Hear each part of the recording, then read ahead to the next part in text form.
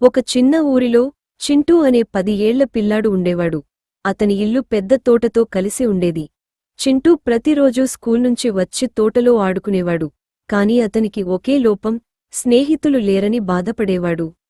ఒకరోజు పార్కులో చింటూ కూర్చున్నాడు. ఎదురుగా ఒక నల్లని కుక్క జింకలాగా ఎగురుతూ తన వైపు రావడం మొదలుపెట్టింది. అది చూసి చింటూ భయపడిపోయాడు. వెంటనే పైకి లేచి గట్టిగా అరిచాడు. కొంత సమయం తర్వాత చింటూ ఆ కుక్కతో మాట్లాడసాగాడు. తనకి ఆ కుక్క ఎంతో నచ్చింది. ఆ కుక్కకి సిరి అని పేరు పెట్టాడు. తనకి స్నేహితులు లేకపోవడంతో సిరిని తన స్నేహితుడిగా చేసుకున్నాడు.